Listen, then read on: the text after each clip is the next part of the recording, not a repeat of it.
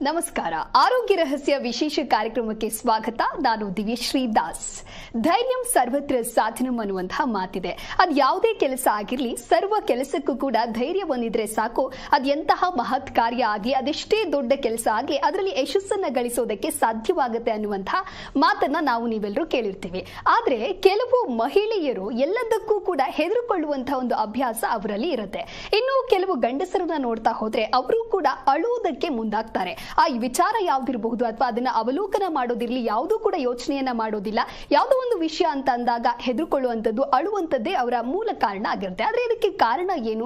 ಯಾಕೆ ಈ ಗೊಂದಲಗಳು ಮೂಡತ್ತೆ? ಪೋಷಕರು ಮಕ್ಕಳನ್ನ ಬೆಳೆಸುವಂತಹ ರೀತಿಯೇ ಇದಕ್ಕೆ ಕಾರಣನ, ಅಥವಾ ಈ ಅಂಜಿಕೆಯಿಂದ ನಮ್ಮ ಬದುಕನ್ನ ಸಾಗಿಸ್ತಾ ಹೋದ್ರೆ ಅದು ಸಾರ್ಥಕ ಜೀವನ ಆಗುತ್ತಾ ಅನ್ನುವಂತಹ ಗೊಂದಲಗಳಿಗೆ ನಮ್ಮ ಇವತ್ತಿನ ವಿಶೇಷ ಕಾರ್ಯಕ್ರಮದಲ್ಲಿ ಉತ್ತರ ಸಿಗುತ್ತೆ. ಹಾಗಾಗಿ ಈ ಕುರಿತು ತಿಳಿಸಿಕೊಡಲು ಶ್ರೀ ಪುರುಷೋತ್ತಮ್ ದೇಶಿಕ್ ಗುರುಜಿಯವರು ನಮ್ಮ ಕಾರ್ಯಕ್ರಮದಲ್ಲಿದ್ದಾರೆ. ಬನ್ನಿ ಅವ್ರನ್ನ ಕಾರ್ಯಕ್ರಮಕ್ಕೆ ವೆಲ್ಕಮ್ ಮಾಡೋಣ. ನಮಸ್ಕಾರ ಗುರುಜಿ, ಕಾರ್ಯಕ್ರಮಕ್ಕೆ ಸ್ವಾಗತ. ನಮಸ್ಕಾರ ಗುರುಜಿ. ನಾನು ಹೇಳ್ತಾ ಇದ್ದೆ, ಯಾವುದೇ ಒಂದು ವಿಚಾರ ಆಗಿರಬಹುದು, ಹೆಂಗಸರು ಅಂತ ಬಂದಾಗ ಹೆದರುವಂಥದ್ದು, ಇನ್ನು ಗಂಡಸು ಅಂತ ಬಂದಾಗ ಅಳುವಂಥದ್ದು. ಕಾರಣ ಯಾಕೆ ಗುರುಜಿ? ಹರಿ ಓಂ ಶ್ರೀ ಗುರುಭ್ಯೋ ನಮಃ. ಇದು ತುಂಬಾ ಒಂದು ವಿಶೇಷ, ಒಂದು ವಿಚಿತ್ರವಾದ ಒಂದು ಪ್ರಶ್ನೆ ಅನ್ಸುತ್ತೆ. ಯಾಕೆಂದ್ರೆ ಸಾಮಾನ್ಯವಾಗಿ ಹೆಣ್ಣು ಮಕ್ಕಳು ಭಯ ಬೀಳೋದು, ಅಳೋದು ಸಾಮಾನ್ಯ ಇರುತ್ತೆ. ಗಂಡಸರು ಅಳೋದು ಅಂದ್ರೆ ಎಲ್ರಿಗೂ ಆಶ್ಚರ್ಯ. ಏನಿದು ಗಂಡಸಾಗ್ಬಿಟ್ಟು ಅಳ್ತಾನಲ್ಲ ಇವನು ಅನ್ಸುತ್ತಲ್ಲಮ್ಮ. ಹೆಂಗಸತ್ರ ಓಕೆ, ಗಂಡಸತ್ರ ಹೆಣ್ಸ್ಕತೆ ಏನಾಗ್ಬೇಕು? ಇದು ವಿಚಿತ್ರ ಅನ್ಸಿದ್ರು ಇದರ ರಹಸ್ಯ ಏನಿರಬಹುದು. ಗಂಡಸು ಹೆಸರಿಗೆ ಯಾವ ಪುರುಷಾರ್ಥಕ್ಕೆ ಗಂಡಸು ಅಂತ ಅನ್ನಿಸ್ಕೋಬೇಕು ಅನ್ನೋದು ಅವರಲ್ಲೇ ಅನಿಸ್ತಾ ಇರುತ್ತೆ. ನಾನು ಗಂಡಸು ಅಂತ ಅನ್ಕೊಂಡಿದ್ದೀನಿ, ಏನು ಪುರುಷಾರ್ಥ ಇದೆ ಇದರಲ್ಲಿ, ನನ್ಗೇನು ಆಗ್ತಾನೆ ಇಲ್ವಲ್ಲ, ತುಂಬಾ ಕಷ್ಟ ಅಂದ್ರೆ ಭಯವನ್ನ ಅನ್ನೋದಾದ್ರೂ ಸ್ವಲ್ಪ ಪರವಾಗಿಲ್ಲ. ಹೊಳೋದಿದೆಯಲ್ಲ, ಇದು ತುಂಬಾ ಗಂಡಸ್ಗೆ ಒಂದು ರೀತಿ ವಿರೋಧವಾದದ್ದು, ಒಂದು ರೀತಿಯಲ್ಲಿ ಅವಮಾನಕರ ಸಂಗತಿ ಕೂಡ. ಅಂದ್ರೆ ಎಲ್ರಿಗೂ ಹೇಳ್ತಾರೆ ಅನ್ನೋ ಪ್ರಶ್ನೆ ಅಲ್ಲ, ಒಬ್ಬರೇ ಆಗ್ಲಿ. ಇದು ಯಾಕೆ ಉತ್ಪತ್ತಿ ಆಗತ್ತೆ? ಆಗಬಾರ್ದು. ಕೆಲವರು ಮನೇಲಿ ಹೆಂಗಸರು ಸ್ಪೀಡು, ಅಯ್ಯೋ ಏನು ಉಪಯೋಗ ಅಲ್ಲ, ಹೆಂಡತಿ ಹತ್ರ ಮಾತಾಡಪ್ಪ, ಗಂಡದೇನು ನಡೆಯಲ್ಲ. ಹೆಂಡತಿ ಹೇಳಿದ್ಮೇಲೆ ಮುಗೀತು, ಗಂಡದೇನು ನಡೆಯಲ್ಲ. ಈ ಥರದ್ದು ಒಂದು ಸಂಸಾರಗಳು ಸಾಕಷ್ಟಿರುತ್ತೆ. ಆದ್ರೆ ಏನ್ ಮಾಡೋದು, ಯಾರೋ ಒಬ್ರು ಧೈರ್ಯವಾಗಿದ್ರೆ ಸರಿ ಬಿಡು ಅಂತ ಹೆಂಗೆ ಹೇಳ್ಕೊಂಡು ಹೋಗ್ತಿರ್ತಾರೆ. ಆದ್ರೆ ಅಲ್ಲೂ ಕೆಲವೊಂದು ಸಂದರ್ಭದಲ್ಲಿ ನೇರವಾಗಿ 4 ಜನದ ಎದುರುಗಡೆ ನಮ್ಮ ಯಜಮಾನ್ರ ಕೈಲಿ ಏನೂ ಮಾಡೋಕ್ಕಾಗಲ್ಲ, ನೀವು ಅವ್ರಿಗೇನು ಹೇಳ್ಬೇಡಿ, ಅದೇನು ನನಗೆ ಹೇಳಿ ಅಂತ ನೇರವಾಗಿ ಹೇಳ್ಬಿಟ್ಟಾಗ ಅವನ ಸ್ಥಿತಿ ಯಾವ ಮಟ್ಟಕ್ಕೆ ಹೋಗುತ್ತೆ? ನಾನು ಯಾಕಾರು ಇದ್ದೀನಿ ಗಂಡಸು ಅಂತ ಹೇಳಕ್ಕಾಗಲ್ಲ. ಸೊ ಮಾನಸಿಕವಾಗಿ ತುಂಬಾ ಕುಗ್ಗೋಗ್ತಾರೆ. ಆಮೇಲೆ ಅದನ್ನ ಹೇಳ್ಕೊಳಕ್ಕೂ ಆಗಲ್ಲ. ನೀನು ಯಾಕೆ ನನ್ನ ಕಂಡಮ್ ಮಾಡ್ತಾ ಇದೀಯಾ ಅಂದ್ರೆ ಜಗಳ ಆಗತ್ತೆ. ನಿನ್ನ ಕೈಲಿ ಏನು ಆಗಲ್ಲ, ಅದಕ್ಕೆ ನಾನು ಹೇಳ್ತೀನಿ. ಸೊ ಇದು ಹಿಂಗಾಗತ್ತೆ ಅಂದ್ರೆ ದಿನೇ ದಿನೇ ದಿನೇ ತುಂಬಾ ಕೊರಗೋಗ್ತಕ್ಕಂಥ ಮಟ್ಟಕ್ಕೆ ಬರ್ತಕ್ಕಂಥದ್ದು. ಈ ರೀತಿಯಾಗಿ ಯಾಕೆ ಆ ರೀತಿ ಉತ್ಪತ್ತಿ ಆಗಬೇಕು? ಹೆದರ್ಸ್ಬೇಕು. ಹೆದರ್ಕೊಳ್ಳೋದು, ಅಳೋದು ಅನ್ನೋದು ತಪ್ಪಲ್ವಾ? ಇದು ಎಲ್ಲಿಂದ ಬರ್ತಾ ಇದೆ ರಹಸ್ಯ? ಯಾಕೆ ಆಗ್ತಾ ಇದೆ ಇದು? ಇದನ್ನ ಇವತ್ತು ಮೊದಲೇ ಹೆಣ್ಣು ಮಕ್ಕಳು ಗಂಡು ಮಕ್ಕಳು ನೋಡಿದ್ರೆ ನಂಬಬೇಕಾ ನಂಬಾರ್ದ, ಮದುವೆ ಆಗಬೇಕಾ ಆಗಬಾರ್ದ, ಇವ್ನ ಹೆಂಗ್ ನಾನು ಕಂಡುಹಿಡಿಯೋದು ಅಂತ ಅನುಮಾನದಲ್ಲೇ ಮದುವೆಗೆ ವೇಟ್ ಮಾಡ್ತಾ ಇದ್ದಾರೆ. ಮದುವೆ ಮಾಡ್ಕೊಳಕ್ ಒಪ್ತಾ ಇಲ್ಲ. ಹೌದಲ್ಲಮ್ಮ? ಹೆಂಗೆ ಇವನ್ನ ಅರ್ಥ ಮಾಡ್ಕೊಂಡು ನಾನು ಮದುವೆ ಮಾಡ್ಕೊಂಡು ನಾನು ಮುಂದೆ ಏನು, ಯಾವ ಆ್ಯಂಗಲ್ ಈ ಮನುಷ್ಯನ ನಾನು ಒಪ್ಕೊಳ್ಳಿ ಅಂತಕ್ಕಂಥ ಲವ್ ಅನ್ನೋದು ಬಿಟ್ಟು. ಹಾಗಿರ್ಬೇಕಾದ್ರೆ ಈ ಒಂದು ಸಮಸ್ಯೆಗೆ ಒಂದು ಪರಿಹಾರ ಮತ್ತೆ ಅದಕ್ಕೆ ಕಾರಣ ಏನು ಅಂತ ತಿಳ್ಕೊಂಡ್ಬಿಟ್ರೆ ನಿಜವಾಗ್ಲೂ ಅದಕ್ಕೊಂದು ಅರ್ಥಗರ್ಭಿತವಾದ ಒಂದು ಜೀವನ ಆಗತ್ತೆ.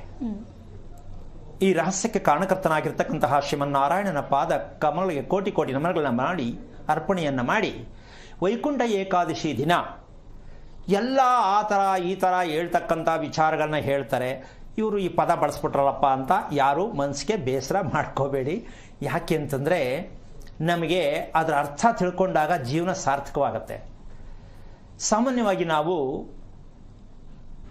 ತಾಪತ್ರಯ, ದುಃಖ, ನೋವು ಅಂತ ಒಂದು ಸಂದರ್ಭಕ್ಕೆ ನಾವು ತಗೊಳ್ಬೇಕಾಗಿದ್ದು ಸಾವಿನ ಹತ್ತಿರಕ್ಕೆ ಇರ್ತಕ್ಕಂಥ ಕಾಯಿಲೆ.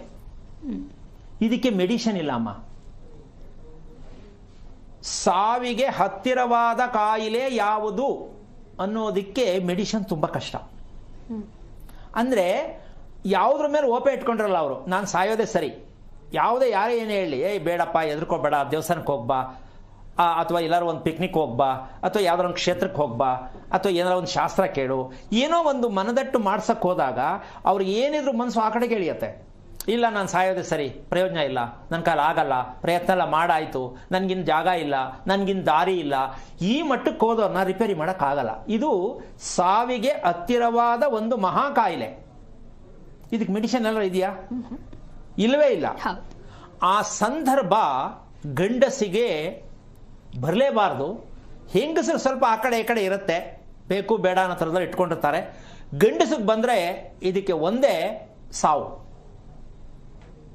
ಸಾಕಷ್ಟು ಇವಾಗ ಮಾಧ್ಯಮಗಳಲ್ಲಿ ಕೆಲವೊಂದು ವಿಷಯಗಳಲ್ಲಿ ನ್ಯೂಸ್ಗಳಲ್ಲಿ ಬರ್ತಾ ಇರ್ತಕ್ಕಂಥ ಲೆಕ್ಕ ನೋಡಿದ್ರೆ, ಹೆಂಡತಿಗೆ ಎದ್ರಿ ಗಂಡ ಆತ್ಮಹತ್ಯೆ, ಹೌದಲ್ಲ? ಹೆಂಡತಿಗೆ ಎದ್ರ ಗಂಡ ಆತ್ಮಹತ್ಯೆನ ಹಿಂಗಿದು ಕತೆ, ಅವನೆಂದ ಗಂಡಸು, ಹಿಂಗೆಂಗೋ ಮಾತಾಡ್ತೀವಿ ನಾವು, ಆದ್ರೆ ಆ ಪರಿಸ್ಥಿತಿ ಅನುಭವಿಸೋರಿಗೆ ಗೊತ್ತು.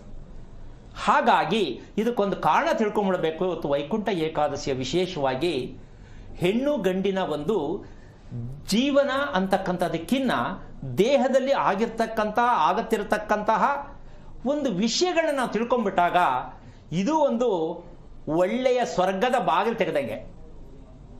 ಯಾಕೆ ಅಂದ್ರೆ ವೈಕುಂಠದಲ್ಲಿ ಇರ್ತಕ್ಕಂತಹ ಏಕಾದಶಿ ಅಂತ ನಾವೇನು ಸೇರಿಸ್ತೀವಿ, ಆ 11 ದ್ವಾರಗಳು, ಆ 11 ನಮ್ಮಲ್ಲಿರ್ತಕ್ಕಂಥ 5 ಪಂಚೇಂದ್ರಗಳು, 5 ಕರ್ಮೇಂದ್ರಗಳು, ಒಂದು ಮನಸ್ಸು.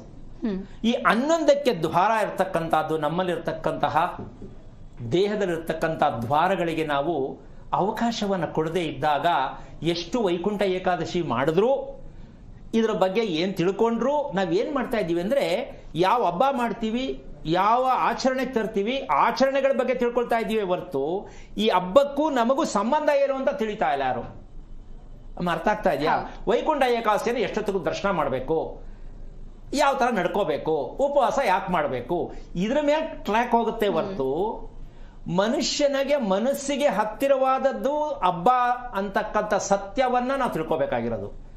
ಯಾವುದೇ ಹಬ್ಬ ಆಚರಣೆ ಇರೋದು ಮನಸ್ಸನ್ನ ಶುದ್ಧಿ, ಮನಸ್ಸಿನ ಕೊಳೆ ತೆಗೀಲಿಕ್ಕೆ ಹೊರತು ನಿಮ್ಮ ಆಚರಣೆಗೆ ಹಬ್ಬ ಅಂತ ನಿಮ್ಮ ವೈಯಕ್ತಿಕವಾದ ವಿಷಯ ಅದು.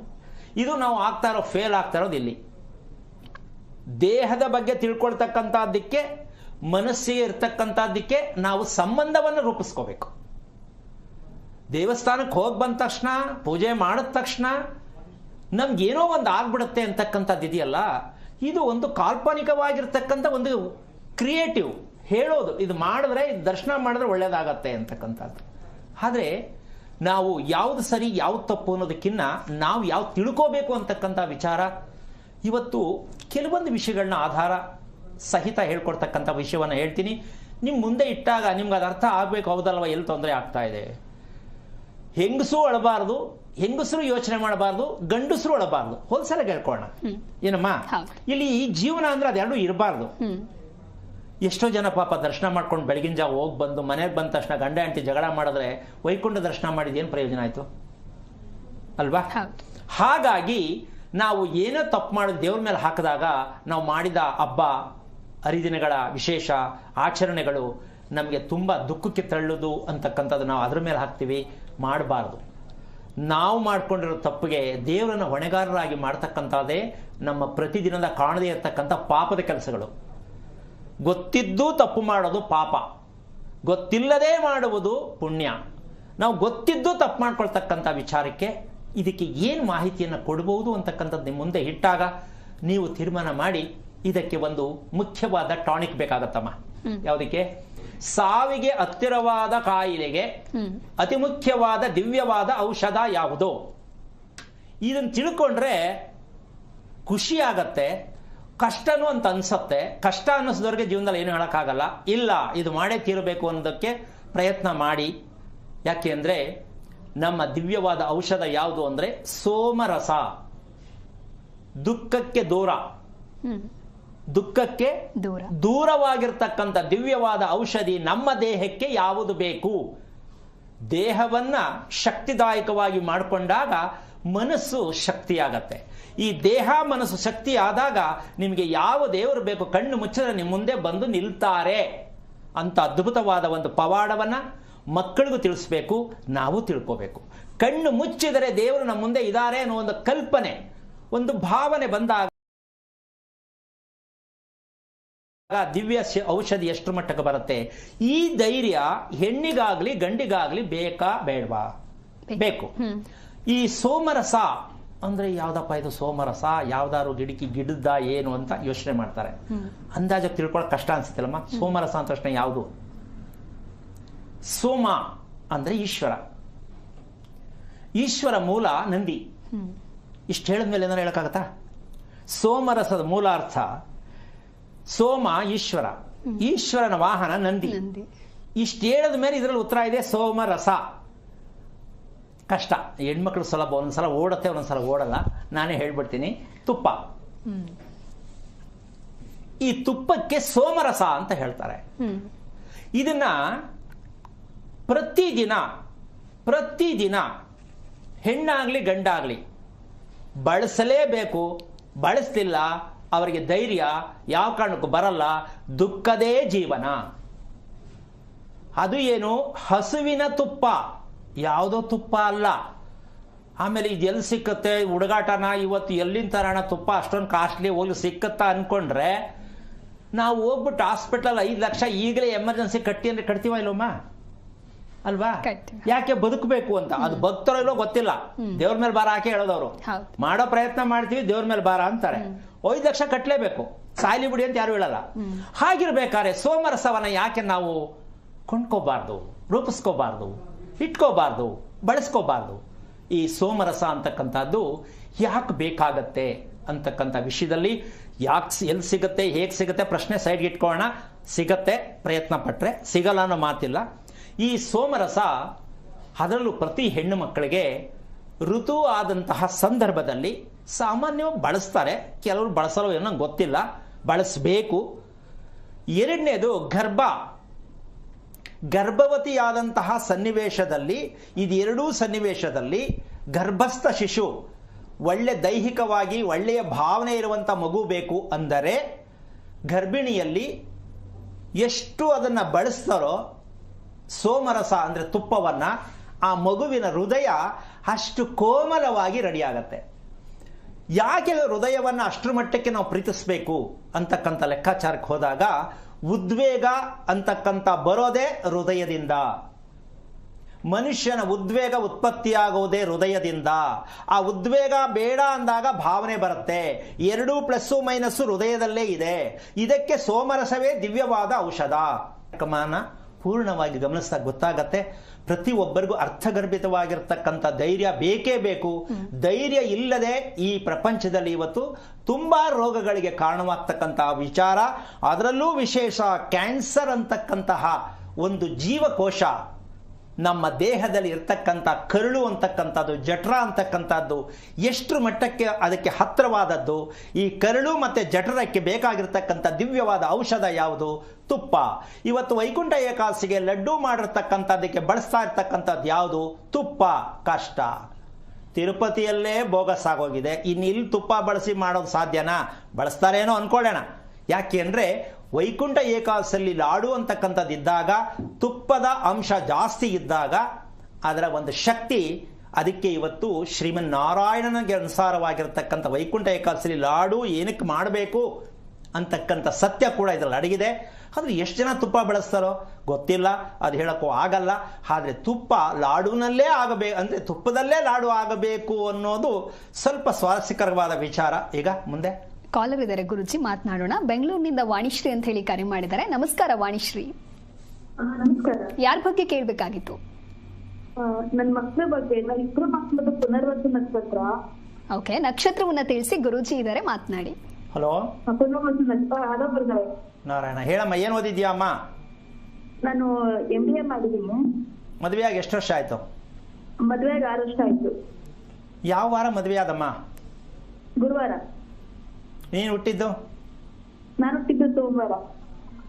ಇಬ್ರು ಮಕ್ಕಳ? ಇಬ್ರು ಮಕ್ಕಳು. ಇಬ್ರು ಗಂಡು ಮಕ್ಕಳೇನಾ? ಒಂದು ಹೆಣ್ಮಗು ಒಂದು ಗಂಡು ಮಗು. ನಿನ್ ಪ್ರಶ್ನೆ ಏನಮ್ಮ? ನಾನು ಇಬ್ರು ಮಕ್ಕಳು. ಟಿವಿ ನೋಡ್ತಾ ಮಾತನಾಡ್ತಿದ್ರೆ ದಯಮಾಡಿ ವಾಲ್ಯೂಮ್ ನ ಮ್ಯೂಟ್ ಮಾಡಿ. ಏನೊಂದು ಸ್ವಲ್ಪ ಹೇಳಮ್ಮ. ಹಲೋ. ಮಕ್ಕಳದು ಪುನರ್ವಸು ನಕ್ಷತ್ರ ಒಂದೇ ನಕ್ಷತ್ರ ಹುಟ್ಟಿದ್ದಾರೆ. ಈ ಪ್ರಶ್ನೆ ಬಂತು, ಯಾಕೆ ಬಂತು ಇಬ್ರು ಬಂದ್ರು ಅಂತ ಅಂದಾನ? ಹೌದು. ಓಕೆ, ಇದೆಲ್ಲ ನಂಬಿಕೆ ಇದೆಯಮ್ಮ ನಿಂಗೆ? ನಂಬಿಕೆ ಇದೆ, ಅದಕ್ಕೆ ಗುರುಗಳೇ ಫೋನ್ ಮಾಡಿದ್ದು. ಯಾವಾಗ ಮೊದಲಿಂದ ಇತ್ತ, ಇತ್ತೀಚೆಗೆ ಬಂತ? ಮುಂಚೆಯಿಂದಾನೇ ಇತ್ತು. ಓಕೆ, ನಿನ್ನ ನಕ್ಷತ್ರ ಏನು? ನಂದು ನಕ್ಷತ್ರ ರೋಹಿಣಿ ನಕ್ಷತ್ರ. ಓಕೆ, ಮಕ್ಕಳಿಗೆ ಎಷ್ಟು ವಯಸ್ಸಿದೆ ಈಗ? ಮಗನಿಗೆ 4.5, ಮಗಳಿಗೆ 1.5 ತಿಂಗಳು. 1.5 ತಿಂಗಳು. ಓಕೆ, ಸೊ ಮೊದಲು ಮಗು ಹುಟ್ಟಿದಾಗ ನೀನು ತಿಳ್ಕೊಳಕ್ ಹೋಗ್ಲಿಲ್ವಾ ಅಥವಾ ಗೊತ್ತಾಗ್ಲಿಲ್ವಾ ಏನು? ಗೊತ್ತಾಗ್ಲಿಲ್ಲ. ಅಂದ್ರೆ ಕೇಳಬೇಕು ಅಂತ ಗೊತ್ತಿಲ್ಲ. ಹೌದು. ಈಗ ಕಾರ್ಯಕ್ರಮ ನೋಡಿದ್ಮೇಲೆ ತಿಳ್ಕೊಬೇಕು ಅಂತ ಅನಿಸ್ತಾ? ಹೌದು. ಓಕೆ, ಈಗ ನೀನು ತುಪ್ಪ ಬಳಸ್ತಕ್ಕಂಥ ವಿಚಾರಕ್ಕೆ ಹೋದ್ರೆ ಹಾಲು, ಮೊಸರು, ತುಪ್ಪ ಈ ಮೂರರಲ್ಲಿ ಯಾವ್ದು ಇಷ್ಟ, ಯಾವ್ದು ಕಷ್ಟ? 3 ಇಷ್ಟನೇ. 3 ಬಳಸ್ತೀಯಮ್ಮ? 3 ಉಪಯೋಗಿಸ್ತೀನಿ. ಪ್ರತಿದಿನ? ಪ್ರತಿದಿನ ಇಲ್ಲ, ಹಾಲು ಪ್ರತಿದಿನ. ಹಾಲು ಪ್ರತಿದಿನ. ಯಾವಾಗ ಸಮಯ? ಹಾಲು ಉಪಯೋಗಿಸೋ ಸಮಯ ಯಾವಾಗಮ್ಮ? ರಾತ್ರಿ. ಓಕೆ, ಗಂಡ ಹೆಂಡತಿ ಇಬ್ರು ಉಪಯೋಗಿಸ್ತೀರಾ? ನಾನ್ ಮಾತ್ರ. ಯಾಕೆ ನಿಮ್ಮ ಯಜಮಾನ್ರಿಗೆ ಇಲ್ಲ ಕೊಡಲ್ಲ? ಅವ್ರಿಗೆ ಹಾಲು ಇಷ್ಟ ಆಗಲ್ಲ, ಅದಕ್ಕೆ. ಅಂದ್ರೆ ಹಾಲು ಇಷ್ಟ ಆಗಲ್ಲ. ಓಕೆ, ಪುನರ್ವಸು ನಕ್ಷತ್ರ ಯಾರ ನಕ್ಷತ್ರ ಅಂತ ಗೊತ್ತಾ? ಹೋಗ್ಲಿ, ಶ್ರೀರಾಮ ನಕ್ಷತ್ರ. ಒಬ್ಬ ಸಾರ್ಥಕವಾಯ್ತು ಕಣಮ್ಮ. BA ಓದಿ, BA MA ಓದಿದ್ಯಾ?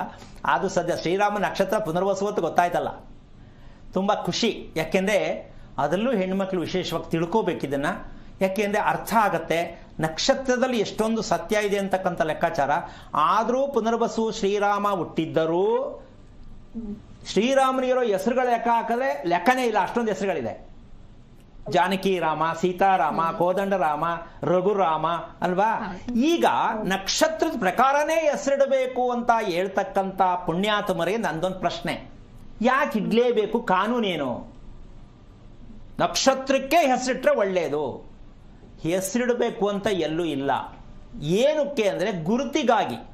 ಈ ನಕ್ಷತ್ರ ಮಗುವಿನ ದೇಹದ ಗುರುತಿಗಾಗಿ, ಹೆಸರಿಡಬೇಕು ಅಂತ ಎಲ್ಲೂ ಇಲ್ಲ.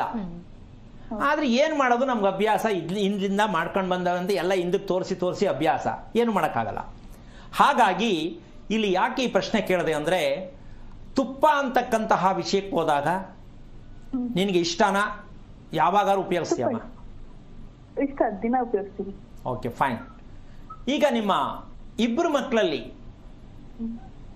ಪುನರ್ವಸು ನಕ್ಷತ್ರ ಅಂತ ಗೊತ್ತು ಮಾಡುವಂತ ಲೆಕ್ಕಾಚಾರದಲ್ಲಿ ನಿದ್ದೆ ಮಾಡ್ತಕ್ಕಂಥದ್ರಲ್ಲಿ ಎಷ್ಟು ಮಟ್ಟಿಗೆ ಗುರುತಿಸಿದ್ಯಾಮ್ಮ? ಇಬ್ರು ಮಕ್ಕಳು ಒಂದೇ ನಕ್ಷತ್ರದಲ್ಲಿ ಹುಟ್ಟಿದ್ದಾರೆ, ಈ ಮಕ್ಕಳನ್ನ ನಿದ್ರೆ ಮಾಡ್ತಕ್ಕಂಥ ಕ್ವಾಲಿಟಿಯಲ್ಲಿ ಏನ್ ಗುರುತಿಸಿದ್ಯಾಮ್ಮ ನೀನು? ಇಬ್ರು ಚೆನ್ನಾಗಿ ನಿದ್ದೆ ಮಾಡ್ತಾರೆ. ನಿದ್ದೆ ಮಾಡ್ತಾರೆ ಸರಿ, ನಾನು ಹೇಳಿದ ವಿಷಯ ತಿಳ್ಕೊ. ನಿನ್ನ ಮೊದಲನೆಯ ಮಗು 4.5 ವರ್ಷ. ಹೌದು. ಆ ಮಗು ಮಲ್ಕೊಂಡಾಗ ನಿದ್ದೆ ಮಾಡ್ತಾ ಇರ್ತಕ್ಕಂಥ ಸಮಯದಲ್ಲಿ ಮೂಗಿಂದ ಉಸಿರ, ಬಾಯಿನಿಂದ ಉಸಿರ ಗಮನಿಸಿದ್ಯಾ? ಗಮನಿಸಿದ್ದೀನಿ, ಮೂಗಿನಿಂದ ಇರ್ತಾನೆ. ಕರೆಕ್ಟಾಗಿ ಬಾಯಿ ತೆಗಿಯಲ್ಲ ಯಾವಾಗಾದ್ರೂ. ಈಗ ಬಂದೆ ನೋಡು ದಾರಿಗೆ. ಯಾವಾಗಾದ್ರೂ ವಿಷ ಸ್ವಲ್ಪ ಕುಡ್ದೆ ಜಾಸ್ತಿ ಕುಡ್ದಿಲ್ಲ ಅನ್ನೋದಲ್ಲ. ಯಾಕೆ ಇದು ಅಂದ್ರೆ, ಅಮ್ಮ ಅಷ್ಟು ಓದಿದ್ಯಾ ನೀನು? ಒಂದು ಮಗುವನ್ನ ಉಸಿರಾಟದ ಬಗ್ಗೆ ತಾಯಿ ತಂದೆ ಗಮನಿಸ್ತಿಲ್ಲ ಅಂದ್ರೆ ಮಗು ಹಣೆ ಬರ ಏನಾಗಬೇಕು? ಮಗುವಿನ ಹೃದಯ ಮತ್ತೆ ಶ್ವಾಸನಾಳ ಇದೆರಡು ಎಷ್ಟರ ಮಟ್ಟಿಗೆ ಕ್ವಾಲಿಟಿ ಇದೆ ಅಂತ ಯಾವ ಮೆಡಿಸಿನ್ ಕೊಡೋ ಡಾಕ್ಟರ್ ಕೈಯಿಂದ ಇದನ್ನು ಹೇಳಲಿಕ್ಕಾಗಲ್ಲ. ಜನ್ಮ ಕೊಟ್ಟ ತಾಯಿ ಮಗುವಿನ ಉಸಿರಾಟವನ್ನ ಗಮನಿಸ್ತಿಲ್ಲ ಅಂದ್ರೆ ಆ ಮಗುವಿನ ಹೆತ್ತ ಒಂದು ಪ್ರಾಯಶ್ಚಿತ್ತ ಪಾಪದ ಕೆಲಸವಾಗತ್ತೆ. ಪ್ರತಿ ತಾಯಂದಿರಿಗೂ ಹೇಳ್ತಾ ಇರ್ತಕ್ಕಂಥದ್ದು ಆರ್ಡರ್ ಅಲ್ಲ. ಯಾವುದೇ ಜನ್ಮ ಕೊಟ್ಟ ತಾಯಿ ಮಗುವಿನ ಉಸಿರಾಟ ಕರೆಕ್ಟ್ ಆಗಿ ನಡೀತಾ ಇದೆಯಾ ನಿದ್ದೆಯಲ್ಲಿ ಅಂತ ಯಾರು ಗಮನಿಸುತ್ತಿಲ್ಲವೋ ಆ ಮಗುವಿಗೆ ಆಯಸ್ಸಿಗೆ ತುಂಬಾ ಹತ್ತಿರವಾಗಿರ್ತಕ್ಕಂಥ ವಿಚಾರ ಬಿಟ್ಟು ಆಯಸ್ಸಿನ ಪ್ರಮಾಣ ಕಡಿಮೆ ಆಗ್ತಾ ಇದೆ ಹೃದಯಕ್ಕೆ ಅಂತ ತಿಳ್ಕೊಳ್ಳುವಂತ ಸತ್ಯ ಪ್ರತಿ ತಾಯಂದಿರ ಕರ್ತವ್ಯ ಆಗ್ಬೇಕು. ಯಾರಿಗೂ ಬೇಕಾಗಿಲ್ಲ. ಕೈ ಕಾಲು ಓಡಾಡ್ತಾ ಇದೆ, ಕಣ್ಣು ಬಿಡ್ತಾ ಐತೆ, ಉಸಿರಾಡ್ತಾ ಐತೆ, ಮಗು ಚೆನ್ನಾಗೈತೆ ಅಂತಕ್ಕಂತಹ ಒಂದು ಅಜ್ಞಾನತ್ವದಲ್ಲೇ ಮಕ್ಕಳನ್ನ ಪಡಿತಾ ಇರ್ತಕ್ಕಂಥ ಈ ನಮ್ಮ ದೇಶ ಜ್ಞಾನತ್ವದ ಮಕ್ಕಳನ್ನ ಪಡೆಯೋದಕ್ಕೆ ಯೋಗ್ಯತೆನೇ ಇಲ್ವಾ? ಈ ಪ್ರಶ್ನೆ ಹಾಕೋಬೇಕಾಗತ್ತೆ. ಅಮ್ಮ ಅರ್ಥ ಆಯ್ತಾ? ಬೇಜಾರಾಯ್ತಾ? ಇಲ್ಲ ಅರ್ಥ ಆಯ್ತು ಗುರುಗಳೇ. ಈಗ ಈ ಮಗು ಮಾಡ್ಕೊಂಡಿದ್ಯಾ? ಈ ಮಗುನಾದ್ರು ದಯವಿಟ್ಟು ತೋಡ್ಕೊಂಡು ನೀನು ರಾತ್ರಿ ಮಲಗಬೇಕಾದ್ರೆ ಮಗು ಯಾವ ರೀತಿ ದಯವಿಟ್ಟು ಒಂದು 10 ನಿಮಿಷ ಗಮನಿಸೋ ಮಗನ ಉಸಿರಾಟನ. ಶಬ್ದ ಬರುತ್ತಾ, ಶಬ್ದ ಬರಲ್ವಾ, ಗಂಟ್ಲಲ್ಲಿ ಯಾವ ತರ, ಮೂಗಲ್ಲಿ ಯಾವ ತರ, ಬಾಯಲ್ಲಿ ಯಾವ, ಈ 3 ಭಾಗವನ್ನು ಗಮನಿಸಮ್ಮ ನೀನು. ಮಗು ಆರೋಗ್ಯ ಸ್ಥಿತಿ, ಮಗುವಿನ ಹೃದಯ ಮತ್ತೆ ಮೆದುಳು ಎಷ್ಟು ಚೆನ್ನಾಗಿ ಪಾಸಿಟಿವ್ ಆಗಿದೆ ಅಂತ ಸತ್ಯ ಗೊತ್ತಾಗಬೇಕು.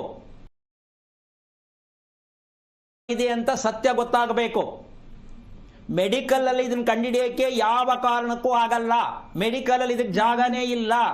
ನೀವೇ ಇದನ್ನ ಕಂಡುಹಿಡಿಯಬೇಕು. ಆ ಸಮಸ್ಯೆ ಇದ್ದಾಗ ಇದಕ್ಕೇನು ಮಾಡಬೇಕು ಅಂತ ತಿಳ್ಕೋಬೇಕು ಕುಂಡಲಿ ಮೂಲಕವಾಗಿ. ವೈಜ್ಞಾನಿಕವಾಗಿ ಇದಕ್ಕೆ ಜಾಗ ಇಲ್ಲ, ಏನೂ ಸರಿ ಮಾಡೋಕ್ಕಾಗಲ್ಲ. ವೈಜ್ಞಾನಿಕವಾಗಿ ಸಾಧ್ಯನೇ ಇಲ್ಲದ ವಿಷಯ ಇದು. ಇದನ್ನ ನೀನು ಒಂದು ಮಗು ಮಾಡ್ಕೊಂಡ ತಕ್ಷಣ ಆ ಮಗುವಿನಲ್ಲಿ ಇರ್ತಕ್ಕಂತಹ ಒಂದು ವಿಚಾರ, ಆ ಮಗು 4 ವರ್ಷಕ್ಕೆ ಕರೆಕ್ಟ್ ಆಗಿ ದೇಹ ಸ್ಥಿತಿ ಕರೆಕ್ಟ್ ಆಗಿದೆಯೇನಮ್ಮ ನಿಮ್ಮ ಮಗನ ಮಗಳ? ಕರೆಕ್ಟ್ ಆಗಿದ್ದಾನೆ. ಫಿಸಿಕಲಿ ಕರೆಕ್ಟ್ ಇದೆಯಾ? ಕರೆಕ್ಟ್ ಇದ್ದಾನೆ. ಓಕೆ. ಈಗ ಆ ಕುತ್ಕೊಳ್ಳುತ್ತಲ್ಲ ಮಗು, ಕುತ್ತಿಗೆ ಭಾಗ ಕುತ್ಕೊಂಡಾಗ ನೀನು ಹೇಗೆ ಗಮನಿಸ್ತೀಯಾ? ಅವನು ಸ್ಟ್ರೈಟ್ ಆಗಿ ಕುತ್ಕೋತಾನೆ ಅಂತ ಗಮನಿಸಿದ್ಯಾ? ಸ್ಟ್ರೈಟ್ ಆಗಿ ಕುತ್ಕೊಂಡಿರ್ತಾನೆ. ಕುತ್ತಿಗೆ ಭಾಗವನ್ನ ಗಮನಿಸು, ಗೊತ್ತಾಗತ್ತೆ. ಯಾಕೆ ಅಂದ್ರೆ ಯಾವುದೇ ಕಾರಣಕ್ಕೂ ಈ ನಕ್ಷತ್ರ ಅಂತಕ್ಕಂಥದ್ದನ್ನು ಗಮನಿಸಬೇಕಾಗಿರ್ತಕ್ಕಂಥದ್ದು 3 ಭಾಗ ಇದೆಯಮ್ಮ. ಯಾವುದೇ ನಕ್ಷತ್ರ ಆಗಿರಲಿ, ದೇಹದ 3 ಭಾಗ, ವಾಸ ಮಾಡುವ ಮನೆಯ 3 ಭಾಗ ಏನು, ಇದನ್ನ ಗಮನಿಸ್ಕೊಂಡಾಗ ಮಾತ್ರ ಮಗು ಕರೆಕ್ಟಾಗಿ ಕುತ್ಕೊಳ್ಳುತ್ತೆ. ಯಾವುದು? ಮನೆಯ ಹಿಂಬಾಗಿಲು ಮುಂಬಾಗಿಲು ಇರುವಂತ ಮನೆಯಲ್ಲಿ ಮಗು ಹುಟ್ಟಿದರೆ ಮಗು ಕುತ್ತಿಗೆಯನ್ನು ಎತ್ತಿ ಕೂತ್ಕೊಳ್ಳುತ್ತೆ. ಹಿಂಬಾಗಿಲು ಇಲ್ಲದ ಮನೆಯಲ್ಲಿ ಹುಟ್ಟುವ ಮಗು ನೀಟಾಗಿ ಕುತ್ತಿಗೆಯನ್ನ ಬಗ್ಗಿಸಿ ನೆಲ ನೋಡುತ್ತೆ ಹೊರತು ಮುಂದೆ ನೋಡಲ್ಲ. ಇದು ಪ್ರತಿಯೊಬ್ಬರು ಅರ್ಥ ಮಾಡ್ಕೊಳ್ತಕ್ಕಂಥ ಮೆಸೇಜ್. 1,00,000 ಮಕ್ಕಳಲ್ಲಿ 2 ಮಗು ಈ ರೀತಿ ಕೂತ್ಕೊಳ್ಳಲ್ಲ. 1,00,000 ಮಕ್ಕಳು ಹುಟ್ಟಿದ್ದಾರೆ, ಎಲ್ಲರೂ ಕೂಡ ಕುತ್ತಿಗೆ ಭಾಗವನ್ನು ಕೆಳಗಡೆ ಮುಖ ನೋಡ್ತಕ್ಕಂತಹ, ಕೆಳಗಡೆ ಬಗ್ತಕ್ಕಂತಹ ಮಕ್ಕಳಿದ್ದಾರೆ ಅಂದ್ರೆ ನೀವು ತಿಳ್ಕೋಬೇಕು, ಮಕ್ಕಳು ನಿಮಗೆ ತಿರುಗುಬಾಣವಾಗಿ ಅನಾರೋಗ್ಯದ ಮಕ್ಕಳಾಗಿ ನಿಮ್ಮ ಹೊಟ್ಟೆಯಲ್ಲಿ ಹುಟ್ಟಿದ್ದಾರೆ. ಇದು ಪ್ರತಿಯೊಬ್ಬರು ಗಮನಿಸ್ಕೋಬೇಕು. ಮಗು ಕೂತ್ಕೊಳ್ಳೋ ಭಂಗಿ ಚೆನ್ನಾಗಿಲ್ಲ ಅಂದ್ರೆ ನೀವು ತಿಪ್ಪರ್ಲಾಗ ಹಾಕಿದ್ರು, ಯಾವ ಎಜುಕೇಶನ್ ಕೊಟ್ಟರು ಮಕ್ಕಳನ್ನ ರಿಪೇರಿ ಮಾಡೋಕ್ಕಾಗಲ್ಲ, ಮಕ್ಕಳಿಂದ ನಿರೀಕ್ಷೆ ಮಾಡೋಕ್ಕಾಗಲ್ಲ, ಜೀವನದಲ್ಲಿ ನೀವು ನೆಮ್ಮದಿ ಇರೋಕ್ಕಾಗಲ್ಲ. ಕ್ರೂರವಾಗಿರುವಂಥ ಮಕ್ಕಳನ್ನ ಹೆತ್ತಿದ್ದೀರಾ, ಅನಾರೋಗ್ಯವಾಗಿರುವಂಥ ಮಕ್ಕಳನ್ನ ಹೆತ್ತಿದ್ದೀರಾ ಅಂತ ಹೆದರ್ಕೊಳ್ಳೋದಲ್ಲ. ಈ ಸತ್ಯವನ್ನ ಪ್ರತಿ ತಾಯಿಯಂದಿರು ಮಕ್ಕಳು ಕೂರೋ ಭಂಗಿಯನ್ನ ಗಮನಿಸ್ತಿಲ್ಲ ಅಂದ್ರೆ ನೀವು ಯಾವ ವ್ರತ ಮಾಡಿದ್ರು, ಏನೇ ನೀವು ಹಾರ್ಲಿಕ್ಸು ಬೋರ್ಮಿಟಾ ಕುಡಿಸಿದ್ರು, ನೀವೆಷ್ಟೇ ಎಜುಕೇಟೆಡ್ ಮಾಡಿದ್ರು ಅನ್ಫಿಟ್ ಮಗು ಆಗತ್ತೆ. ಇದಕ್ಕೆ ಕಾರಣ ತಂದೆ ತಾಯಿಗಳೇ ನೇರ ಹೊಣೆ. ಇದನ್ನ ನೀನು ಫಸ್ಟು ನಿನ್ನ ಮಗುವಿಗೆ ಕೂತ್ಕೊಳ್ತಕ್ಕಂಥ ದಯವಿಟ್ಟು ಗಮನಿಸು. ಯಾಕೆ ಅಂದ್ರೆ ಮಗು ಅಗಿತಾ ಇರತಕ್ಕಂತಹ ಸ್ಥಿತಿ, ಊಟ ತಿಂತಾ ಇರತಕ್ಕಂಥ ಸ್ಥಿತಿ, ಮಗು ಮೋಷನ್ಗೆ ಹೋಗ್ತಕ್ಕಂಥ ಸ್ಥಿತಿ ನೀನು ಗಮನಿಸಿಲ್ಲ.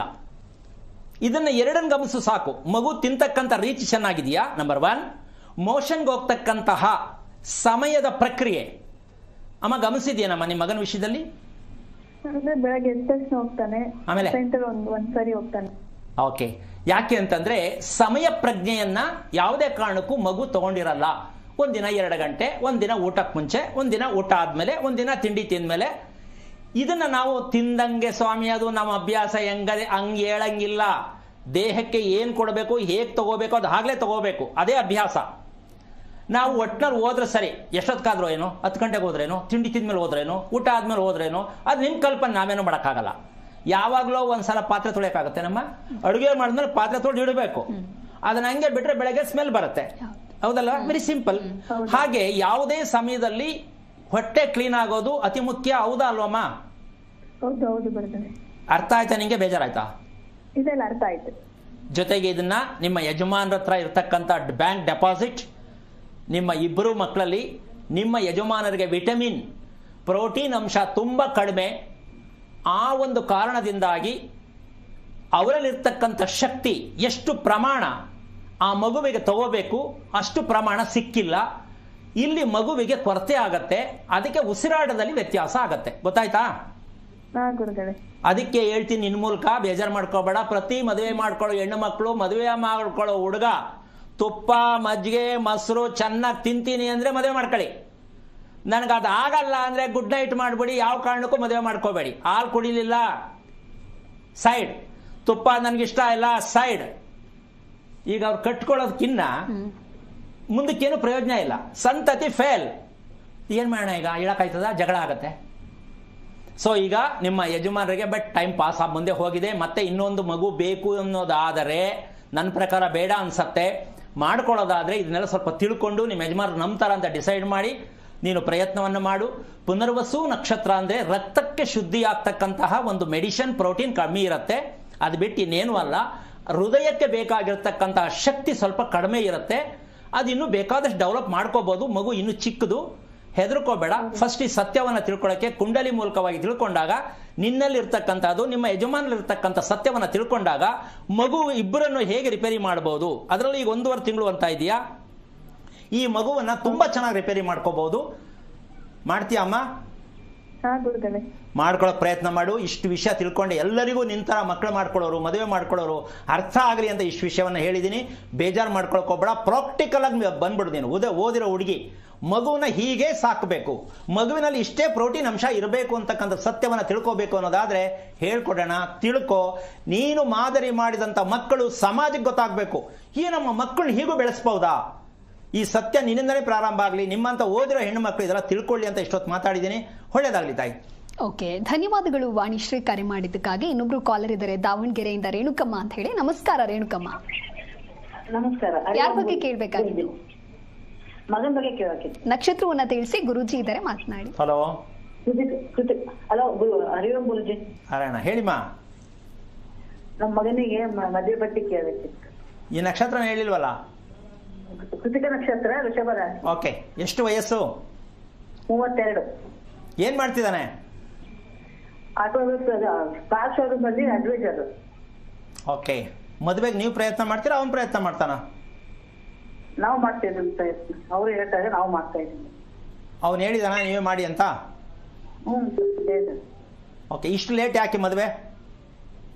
ಅದು ಹೆಣ್ಣು ಎಲ್ಲ ಕನ್ನ ಸಿಗ್ತಾರಲ್ಲ, ಮನೆ ಸೇರ್ತೀನಿ ಹಾಗೆ ಇದು ಮಾಡಿ. ಹೆಣ್ಣು ಸರಿಗೆ ಸೆಟ್ ಆಗ್ತಾ ಇಲ್ವಾ, ಅಥವಾ ಹುಡುಗಿಗೆ ಹುಡುಗ ಸರಿಯಾಗಿ ಸೆಟ್ ಆಗ್ತಾ ಇಲ್ವಾ? ಇಲ್ಲ, ಹುಡುಗಿರು ಸಿಗ್ತಾ ಇಲ್ಲ. ನಾವು ಹುಡುಗಿರು ಸಿಗ್ತಾ ಕೇಳ್ತಾರೆ ಬ್ರೋಕರಿ. ಹಾ, ಏನ್ ಹೇಳಿದ್ರಿ? ನಾವು ಎಲ್ಲ ಹುಡುಕ್ತಾರೆ ಹೇಳ್ತಾರೆ. ಅಲ್ಲ, ನೀವು ಹುಡುಗಿರ್ನ ಸೆಲೆಕ್ಟ್ ಮಾಡಕ್ ಆಗ್ತಾ ಇಲ್ವಾ, ಹುಡುಗಿ ನಿಮ್ಮ ಹುಡುಗನ್ ಸೆಲೆಕ್ಟ್ ಮಾಡ್ಕೋತಾ ಇಲ್ವಾ ಅಂತ? ಇಲ್ಲ, ನಮ್ಗೆ ಸೆಲೆಕ್ಟ್ ಮಾಡಕ್ ಆಗ್ತಾ ಇಲ್ಲ, ಹುಡುಗಿ ಸಿಗ್ತಾ ಇಲ್ಲ ಅಂತ ಹೇಳಿದ್ರು. ಸೆಲೆಕ್ಟ್ ಅಂದ್ರೆ ಏನ್ ಬೇಕು ಅಂತೀರಾ ನೀವು? ಎಜುಕೇಶನ್ ಹೊಂದಾಣಿಕೆ ಆಗ್ಬೇಕು, ಮತ್ತೆ ಹೈಟು ವೆಯ್ಟ್ ಕರೆಕ್ಟ್ ಇರಬೇಕು, ಈ ತರನಾ? ಇಲ್ಲ ಇಲ್ಲ ಇಲ್ಲ, ಆ ತರ ಏನಿಲ್ಲ. ಅಲ್ಲ, ಎಲ್ಲ ಕಡೆ ಹೇಳ್ತೀರಿ, ಯಾವ್ದು ತೋರ್ತಾನೆ ಇಲ್ಲ, ಸಿಗ್ತಾನೆ ಇಲ್ಲ. ಓಕೆ, ನಿಮ್ಮ ಮನೆ ಎಷ್ಟು ವರ್ಷದ್ದು? ತಗೊಂಡಿದ್ವಿ, 20 ವರ್ಷದ್ದು. ಸೇಲ್ಗೆ ತಗೊಂಡಿದ್ದಾ? ಯಾವ ದಿಕ್ಕೋದು? ಬಾಗ್ಲು? ದಕ್ಷಿಣ ದಿಕ್ಕು. ರಸ್ತೆ ದಕ್ಷಿಣ ಕಡೆ ಇದೆ. ಓಕೆ, ನಿಮ್ಮ ಯಜಮಾನ್ ಏನ್ ಕೆಲಸ? ನಮ್ಮ ತಿಳ್ಕೊಂಡ್ರೆ ಕಾರ್ ಡ್ರೈವರ್ ಆಗಿದ್ದು ಬಾಪೂಜಿ ಅಷ್ಟು. ಎಷ್ಟು ವರ್ಷ ಆಯ್ತು? 2 ವರ್ಷ ಆಯ್ತು. ಏನಾಗಿತ್ತು? ಲಂಗ್ಸ್ ಬ್ಲಾಕ್ ಆಗಿತ್ತು. ಓಕೆ, ಫೋಟೋ ಹಾಕಿದಿರಾ ಮನೆಯಲ್ಲಿ? ಫೋಟೋ ಅಂದ್ರೆ ಸ್ಥಿತಿಗಷ್ಟೇ ಮಾಡ್ಸಿದ್ವಿ, ಅಂದ್ರೆ ಡೈರಿ ಯೂಸ್ ಮಾಡ್ತಿಲ್ಲ, ಹಂಗೆ ಎತ್ತಿಟ್ಟಿದೀವಿ. ಅಂತೂ ಫೋಟೋ ಮಾಡಿಸಿದ್ರಲ್ವಾ? ಸ್ಥಿತಿಗೆ ಮಾಡ್ಸಿದ್ವಿ. ಲೈಟ್ ಹಾಕ್ಸಿದ್ರಾ? ಅದಕ್ಕೆ ಲೈಟ್ ಹಾಕ್ಸಿದ್ರಾ ಫೋಟೋಗೆ? ಇಲ್ಲ ಇಲ್ಲ, ಏನ್ ಹಾಕ್ಸಿಲ್ಲ. ಓಕೆ, ಯಾಕೆ ಈ ಮಾತನ್ನ ಕೇಳಿದೆ ಅಂದ್ರೆ, ಮನ್ಸನ್ನು ಬೇಜಾರು ಮಾಡ್ಕೊಬೇಡಿ, ಅರ್ಥ ಮಾಡ್ಕೊಳ್ಳಿ. ಇಲ್ಲಿ ದಕ್ಷಿಣದ ರಸ್ತೆ ಅಂತಕ್ಕಂತಹ ವಿಷಯಕ್ಕೆ ಬಂದ್ರೆ ಅಮ್ಮ, ಗಂಡಸರಿಗೆ ಯಾವ ಕಾರಣಕ್ಕೂ ಮನೆಯಲ್ಲಿ ಜಾಗ ಕಡಿಮೆ. ದಕ್ಷಿಣದ ರಸ್ತೆಯಲ್ಲಿ ಕಟ್ಟಿರುವ ಮನೆಯನ್ನ ಬಳಸುವ ಪ್ರತಿಯೊಬ್ಬ ಕುಟುಂಬಸ್ಥರಿಗೆ ಹೇಳ್ಬೇಕಾದ, ತಿಳ್ಕೋಬೇಕಾದ ವಿಷಯ, ಮದುವೆ ಅಂತಕ್ಕಂಥ ವಿಚಾರ, ಮದುವೆಯಿಂದ ಸುಖ ಅಂತಕ್ಕಂಥ ವಿಚಾರ, ಕರೆಕ್ಟ್ ಏಜ್ಗೆ ಮದುವೆ ಆಗೋದಂತ ವಿಚಾರ ಯಾವ ಕಾರಣಕ್ಕೂ ನಡೆಯುವುದಿಲ್ಲ.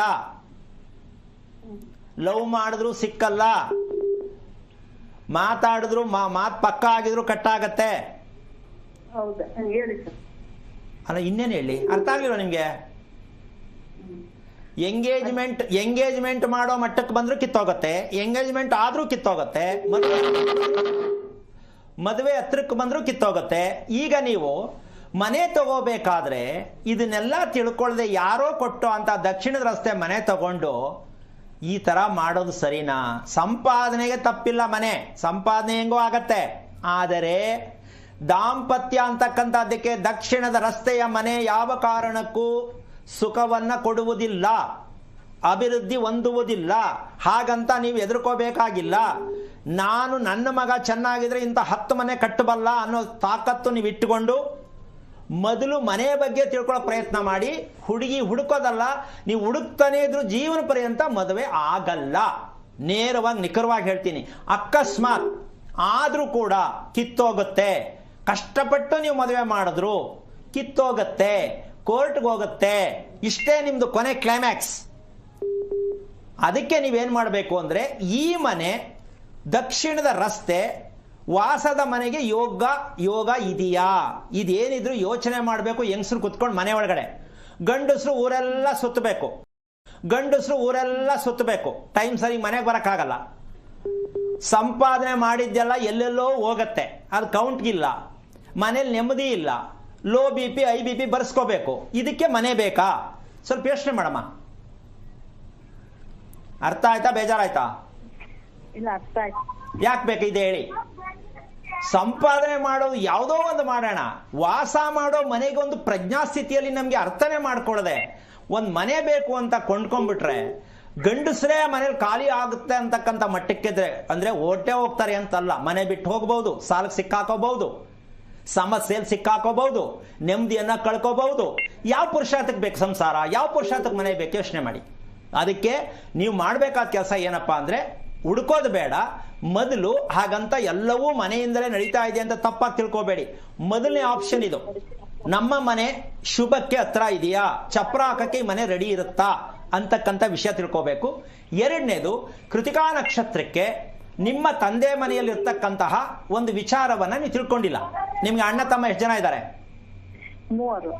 ಆ 3 ಸ್ಥಿತಿಯನ್ನ ಸ್ವಲ್ಪ ನೀವು ಗಮನಿಸ್ಕೊಳ್ಳಿ. ಇಬ್ಬರಿದ್ದಾರೆ, ಒಬ್ಬರು ತೀರ್ಕೊಂಡಾರೆ. ಅದನ್ನೇ ಹೇಳ್ತಾ ಇದ್ದೀನಿ. ಆ 3 ಇರ್ತಕ್ಕಂತಹ ರಹಸ್ಯ ಯಾಕೆ ಚಿಕ್ಕ ವಯಸ್ಸಲ್ಲೇ ಹೋದ್ರು, ಆ ಹೋಗಿರುವಂತ ಪ್ರತಿಫಲದ ರೂಪವೇ ನಿಮ್ಮ ಮನೆಯಲ್ಲಿ ಹುಟ್ಟಿರ್ತಕ್ಕಂಥ ನಿಮ್ಮ ಮಗ. ಸೋದರ ಮಾವನ ಒಂದು ವಿಚಾರ ಅಲ್ಲಿ ತಗೊಳುತ್ತೆ. ಹೆಣ್ಣು ಮಕ್ಕಳು ಬಂದ್ರೆ ಸೋದರತ್ತೆ ವಿಚಾರವನ್ನ ತಗೊಳುತ್ತೆ.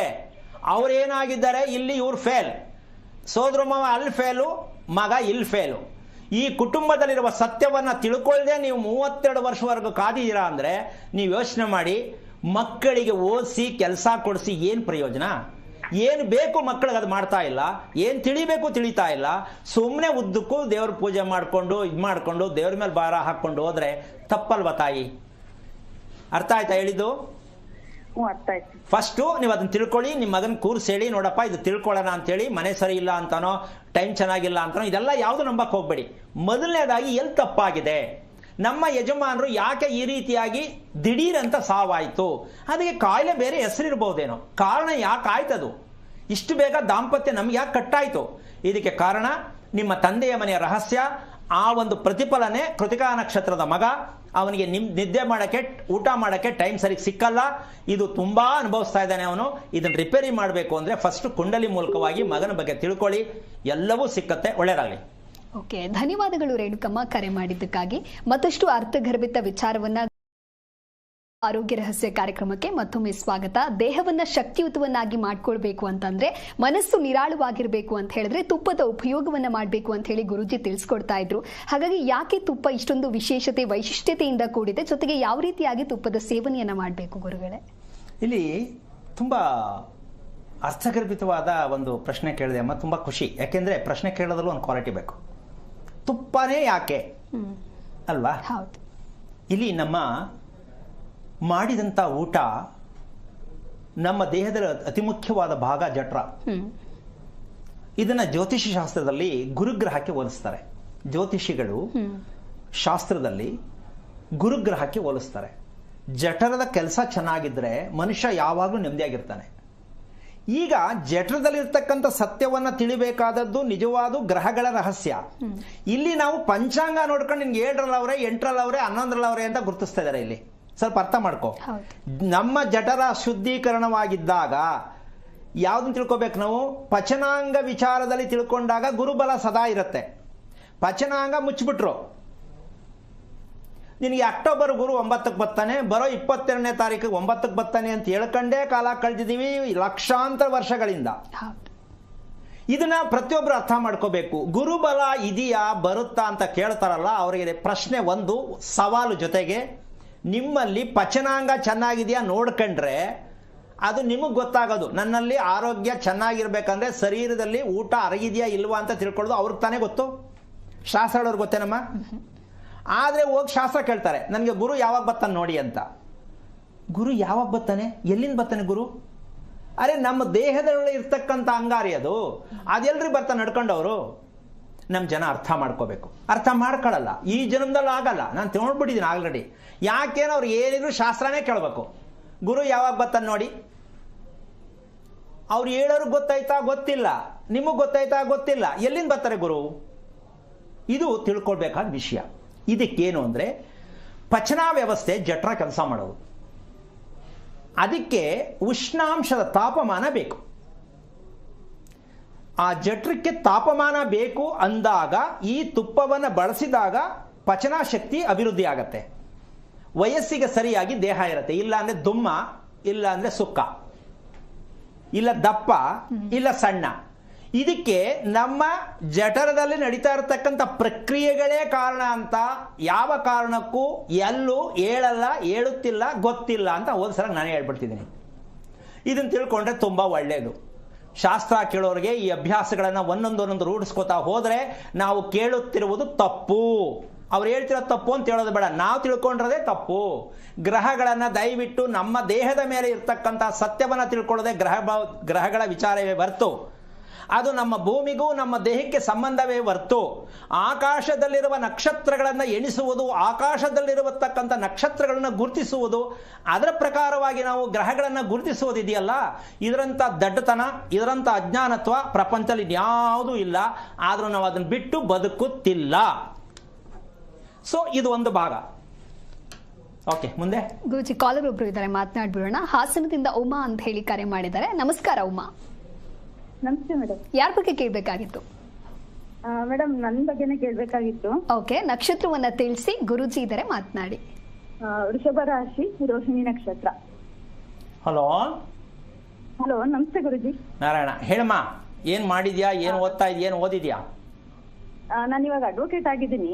ಒಬ್ಬ ಅಡ್ವೊಕೇಟ್ ಆಗಿದ್ದು ನಂಬಿದ್ದೀವಿ, ಮಾತಾಡಿದ್ಯಲ್ಲ ಅಂತ ಖುಷಿ ಆಗ್ತಾ ಇದೆ ನನಗೆ. ನಿಜಕ್ಕೂ ನಂಬಿಕೆ ಇದೆಯಮ್ಮ? ಖಂಡಿತ, ನನ್ಗೆ ಇದ್ರಲ್ಲೆಲ್ಲ ತುಂಬಾ ನಂಬಿಕೆ ಇದೆ. ಫ್ರೆಂಡ್ಸ್ ಎಲ್ಲ ಹೇಳ್ತಾರೆ ಇದ್ರಲ್ಲೆಲ್ಲ ಏನ್ ನಂಬಿಕೆ, ಏನಕ್ಕೆ ನಂಬ್ತೀರಾ ಅಂತ ಕೇಳ್ತಾರೆ. ಬಟ್ ಇದಿಲ್ದೇನೆ ನಾವು ಇಲ್ಲ, ಸಮಾಜನೂ ಇಲ್ಲ. ಓಕೆ ಅಮ್ಮ, ತುಂಬಾ ಸಂತೋಷ. ಏನಾಗ್ಬೇಕಿತ್ತಪ್ಪ? ಗುರುಜಿ, ನನ್ಗೆ ಮದ್ವೆ ತುಂಬಾನೇ ಹುಡುಕ್ತಾ ಇದಾರೆ, ಎಲ್ಲೂ ಸೆಟ್ ಆಗ್ತಾ ಇಲ್ಲ. ಒಂದು ಅನಾರೋಗ್ಯ ಸಮಸ್ಯೆಗಳು ನನಗೆ ಜಾಸ್ತಿ. ಓಕೆ, ಫಸ್ಟು ಕ್ವಶನ್ ಏನು ಅಂದ್ರೆ, ಪೀರಿಯಡ್ಸ್ ಕರೆಕ್ಟ್ ಇದೆಯಾ ನಿಂದು? ಇಲ್ಲ, ಅದೇ ಪ್ರಾಬ್ಲಮ್. ಅದಲ್ಲ, ಅಲ್ಲೇ ವಿಚಾರ. ನೀನ್ ಇಡೀ ಹಿಸ್ಟ್ರಿ ಪೂರ್ತಿ ಇರೋದು 350 ಪೇಜ್ ಬರ್ಕೊಡ್ತೀನಿ ಅದರಲ್ಲಿ. ಈಗ ಹೆಣ್ಣಿಗಿರೋದೇ ಅದು ಮುಖ್ಯ, ಹೌದಲ್ಲಮ್ಮ? ಹೌದು. ನೀನು ಓದಿರೋ ಹುಡುಗಿ ಯಾಕೆ ತಿಳ್ಕೊಳ್ಳಿಲ್ಲ? ನನ್ನ ಆರೋಗ್ಯ ಚೆನ್ನಾಗಿಲ್ಲ ಅಂದ್ರೆ ಮಂತ್ಲಿ ಪ್ರಾಬ್ಲಮ್, ವೆರಿ ಸಿಂಪಲ್. ಆಮೇಲೆ ಅದ್ರ ಪಕ್ಕ ಥೈರಾಯ್ಡ್ ಬರುತ್ತೆ, ಮೈಗ್ರೇನ್ ಬರುತ್ತೆ, ಇನ್ನು ಏನೇನೋ ಬರುತ್ತೆ. ಆಮೇಲೆ ಇದು ಗುಳ್ಳೆ ಬರುತ್ತೆ, ಏನಾದ್ರು ಹೆಸರು ಹೇಳ್ತಾರಲ್ಲಮ್ಮ, ಗುಳ್ಳೆ ಬರೋದಕ್ಕೆ. ಅದು ಇನ್ನೊಂದು ರೋಗ. ಈ ಜಾಸ್ತಿ ಕಾಯಿಲೆಗಳು ಬಳಸ್ತಾರೆ ಅದನ್ನ, ಹೆಸರು ನನ್ನ ಕರೆಕ್ಟಾಗಿ ಹೆಸರು ಬರ್ತಾ ಇಲ್ಲ. ಇಲ್ಲಿ ನಿಜವಾಗ್ಲೂ ಹೇಳ್ತೀನಿ, ಹೆಣ್ಣುಗಳಲ್ಲಿ ವಿಶೇಷವಾಗಿರ್ತಕ್ಕಂಥ ಆರೋಗ್ಯದಾಯಕ ಯಾವುದು ಅಂದರೆ ಮಂತ್ಲಿ. ಇದ್ರ ಜೊತೆಗೆ ಹೇಳ್ಬಿಡ್ತೀನಿ, ಇವತ್ತು ಯಾಕೆ ಗಂಡಸರು ಹೆದರಿಕೆ ಆಗಿರ್ತಕ್ಕಂತಹ ಹೆಣ್ಣನ್ನು ಕಂಡ್ರೆ ಎದುರ್ಕೊಳ್ತಕ್ಕಂಥ ಪರಿಸ್ಥಿತಿಗೆ ಬಂದಿದ್ದಾರೆ ಅಂದರೆ, ಈ ಅಮ್ಮನ ಉದಾಹರಣೆ ಮಾಡ್ಕೊಂಡು ಹೇಳ್ತೀನಿ. ಅಮ್ಮ 2 ನಿಮಿಷ ಕೇಳಿಸ್ಕೋ, ಬೇಜಾರು ಮಾಡ್ಕೋಬೇಡ. ನಿನ್ನಿಂದ ಸಮಾಜಕ್ಕೊಂದಷ್ಟು ಪ್ರೋಗ್ರಾಮ್ ಸಿಕ್ಲಿ ಅಂದ್ರೆ ಈ ವಿಚಾರ ತಿಳ್ಕೊಳ್ಳಿ ಅಂತ ಹೇಳ್ಬಿಡ್ತೀನಿ. ನಂಬರ್ 1, ವಯಸ್ಸಿಗೆ ಸರಿಯಾಗಿ ಮದುವೆ ಆಗದೆ ಇರತಕ್ಕಂಥದ್ದು ಮೊದಲನೆಯ ಸಮಸ್ಯೆ. ವಯಸ್ಸಿಗೆ ಸರಿಯಾಗಿ ಯಾವ ಹೆಣ್ಣು ಮದುವೆ ಆಗಲ್ವೋ ಅವಳ ಜೀವನ ಪರ್ಯಂತ ಈ ಪ್ರಾಬ್ಲಮ್ಸ್ ಇರುತ್ತೆ. Number 1. Number 2, BP, low BP, high BP ಯಾವ ಹೆಣ್ಣು ಮಕ್ಕಳಿರುತ್ತೋ, ಯಾರು ಮಾತ್ರೆ ತಿಂತಾರೋ ಅವ್ರ ಸ್ಥಿತಿ ಸತ್ತೋಗಿರುತ್ತೆ. ನಂಬರ್ 3, ಪೀರಿಯಡ್ಸ್ಗೋಸ್ಕರ ಮಾತ್ರ ಯಾರು ತಿಂತಾರೋ ಆಗಕ್ಕೋಸ್ಕರ, ಇದು ಇನ್ನೂ ಅಧೋಗತಿ. ಇನ್ನು ಕೊನೆ ಭಾಗ, ಗರ್ಭ ನಿರೋಧಕ ಮಾತ್ರೆಗಳನ್ನು ಯಾರು ಬಳಸುತ್ತಾರೋ ಅವರಿಗೆ ಯಾವುದರಲ್ಲೂ ದಾರಿ ಇಲ್ಲ. ಯಾವ ಹೆಣ್ಣು ಈ ಒಂದು ಪ್ರೋಗ್ರೆಸ್ ಅಲ್ಲಿ ಇರ್ತಾರೆ, ಅವರಿಗೆ ಹುಟ್ಟುವ ಮಕ್ಕಳು, ಅವರಿಗೆ ಆಗತಕ್ಕಂಥ ಪ್ರತಿಯೊಂದು ಸಮಸ್ಯೆಗೆ, ಪೀರಿಯಡ್ಸ್ ಪ್ರಾಬ್ಲಮ್ ಇರ್ಬೋದು, ಸಂತತಿ ಆಗೋದಿರ್ಬೋದು, ನೆಮ್ಮದಿ ಆಗಬಹುದು, ನಿದ್ದೆ ವಿಚಾರ ಆಗಿರ್ಬೋದು, ಏನೂ ನಡೆಯಲ್ಲ. ನೀವು ಎಷ್ಟೇ ತಿಪ್ಪರೊಳಗ ಹಾಕೋದು ಇದಕ್ಕೆ ದಾರಿ ಇಲ್ಲ. ಪ್ರತಿ ಒಂದು ಹೆಣ್ಣು ಯೋಚನೆ ಮಾಡಬೇಕು, ಇವತ್ತು ಯಾಕೆ ಸಮಯಕ್ಕೆ ಸರಿ ಮದುವೆ ಆಗ್ತಾ ಇಲ್ಲ ಅಂದ್ರೆ ಇದು ಒಂಥರ ಹುಚ್ಚು ರೋಗ. ಈ ಹುಚ್ಚು ರೋಗಕ್ಕೆ ಕಾರಣ ದೇಹದಲ್ಲಿ ಶಕ್ತಿ ಇಲ್ಲ. ಶಕ್ತಿ ಇಲ್ಲದ ಕಾರಣ ಯಾವ ಗಂಡು ಬಂದರೂ ಒಪ್ಪಲ್ಲ. ಲವ್ ಮಾಡಿದ್ರು ಅಷ್ಟೇ 3 ದಿನ 4 ದಿನ ನಡಿಬೋದು, ಆಮೇಲೆ ಕಟ್ ಆಗತ್ತೆ, ಮತ್ತಿನ್ನೊಂದಾಗತ್ತೆ ಆಗ್ತಾನೆ ಇರುತ್ತೆ, ಅದ್ರ ಪಡಗೋದು, ಆಮೇಲೆ ಮದುವೆ ಬರುತ್ತೆ, ಮದುವೆನೂ ಆಗಲ್ಲ. ಯಾಕ್ರಿ ಬೇಕು ಈ ಜೀವನ? ಯಾವ ಪುರುಷಾರ್ಥಕ್ಕೆ ಈ ಭೂಮಿಯಲ್ಲಿ ಬದುಕಬೇಕು? ಸಾವು ಒಂದೇ ಕೊನೆ ಕೇಳೋದು, ನಾನಿರೋದು ಬೇಡ. ಅದಕ್ಕೆ ಇವತ್ತು ಆತ್ಮಹತ್ಯೆಗಳು ಏನಕ್ಕೆ ಆಗ್ತಾ ಇದೆ ಅಂದ್ರೆ, ಅವರೆಂಥ ಹೈಯರ್ ಎಜುಕೇಶನ್ ಆಗಿದ್ರು, ಎಷ್ಟೇ ಶ್ರೀಮಂತಿಗೆ ಮದುವೆ ಆಗಿದ್ರು, ದಾಂಪತ್ಯಕ್ಕೆ ತುಂಬಾ ದೂರ ಇರತಕ್ಕಂತಹ ಸನ್ನಿವೇಶ, ನಮ್ಮ ದೇಹದಲ್ಲಿ ಇರ್ತಕ್ಕಂತಹ ಶಕ್ತಿ, ಪೀರಿಯಡ್ಸ್ ಪ್ರಾಬ್ಲಮ್, ಅದರಲ್ಲೂ ವಿಶೇಷ ಹೆಣ್ಣು ಮಕ್ಕಳಿಗೆ ಇದು ತುಂಬಾ ಇವತ್ತು ಕಾಡಿಸ್ತಾ ಇರ್ತಕ್ಕಂಥ ಒಂದು ಸಮಸ್ಯೆ. ಇದರಿಂದ ಇವತ್ತು ಇರ್ತಕ್ಕಂಥ ಸಮಸ್ಯೆ ಎಷ್ಟು ಆಗ್ತಾ ಇದೆ ಅಂದ್ರೆ, ಇದರ ಜೊತೆಗೆ ಇನ್ನೂ ಒಂದು ಟಾಪಿಕ್ ಇದೆ. ಸದ್ಯಕ್ಕೆ ಇಷ್ಟಂತೂ ತಿಳ್ಕೋಬೇಕು, ನೀನಮ್ಮ ದಿಢೀರಂತ ಮದುವೆ ಆಗೋದಂತೂ ಬೇಡ. ರೋಹಿಣಿ ನಕ್ಷತ್ರಕ್ಕೆ ದಾಂಪತ್ಯದೆ, ಅದರಲ್ಲಿ ನಿಂದು ಎಜುಕೇಷನ್ನು ಪ್ಲಸ್ ನಿನ್ನ ಲಾಯರ್ಗಿರಿ ಇರ್ತಕ್ಕಂಥ ಒಂದು ವಿಚಾರಕ್ಕೆ ಸ್ವಲ್ಪ ಗಂಡಸರು ಹೆದರ್ಕೋತಾರೆ. ಈಗ ಆಲ್ರೆಡಿ ಹೆದರ್ಕೊಳ್ಳೋ ಗಂಡಸರೇ ಜಾಸ್ತಿ ಇದ್ದಾರೆ, ಹೆಣ್ಣು ನೋಡಿದ್ರೆ ಹೆದರ್ಕೊಳ್ಳೋರೇ ಜಾಸ್ತಿ ಇದ್ದಾರೆ. ಅದಕ್ಕೆ ಮದುವೆಗಳಾಗ್ತಾ ಇಲ್ಲ. ಹೆಣ್ಣು ಬೇಕಾದಷ್ಟಿದೆ, ಹೆಣ್ಣು ಸಿಗ್ತಾ ಇಲ್ಲ ಅಂತ ಮಾದೇಶ್ವರನ ಬೆಟ್ಟಕ್ಕೆ ಚಡ್ಡಿ ಹಾಕೊಂಡು ಹೋಯ್ತಾರೆ. ಹೆಣ್ಣು ಸಿಕ್ಕುತ್ತೆ ಅಂತ ಚಡ್ಡಿ ಹಾಕೊಂಡು ಮಾದೇಶ್ವರನ ಬೆಟ್ಟಕ್ಕೆ ಹೆಣ್ಣು ಕೊಡುತ್ತಾ ಅಲ್ಲಿ? ಇಂಥ ಜನ ಆಗೋಗಿದ್ದಾರೆ. ಹೆಣ್ಣು ಸಿಕ್ಕಲ್ಲ ಅಂತ ಮಾದೇಶ್ವರ ಬೆಟ್ಟಕ್ಕೆ ಚಡ್ಡಿ ಹಾಕೊಂಡು ತಲೆ ಬೋಳಿಸ್ಕೊಂಡು, ಯಾಕೆ ಅಂದ್ರೆ ಕೂದಲಿಲ್ಲ ಸ್ವಾಮಿ ಹೆಣ್ಣು ಕೊಡಲ್ಲ. ಕಮಿಟ್ಮೆಂಟ್ಗಳು ಇದೆಲ್ಲ ನಡೆಯಲ್ಲ ರೀ. ವಿಚಾರ ಇಷ್ಟೇ, ನಮ್ಮ ದೇಹದನ್ನ ಭಾಗವನ್ನ ಗುರುತಿಸ್ಕೊಳ್ಳದೆ ಇದ್ರೆ ಹೆಣ್ಣು ಸಿಕ್ಕಲ್ಲ, ಗಂಡು ಸಿಕ್ಕಲ್ಲ. ಹೆಣ್ಣು ಇದೆ, ಗಂಡು ಇದೆ, ಮದುವೆಗಳಾಗಲ್ಲ, ಆಗ್ತಾ ಇಲ್ಲ. ಕಾರಣ ಮಾನಸಿಕ ದೈಹಿಕವಾಗಿ ಎಲ್ಲವೂ ಕೂಡ ಸಾಯ್ತಾ ಇದ್ದೀವಿ ಅಂತ ನಮ್ಗಿನ್ನೂ ಗೊತ್ತಿಲ್ಲ.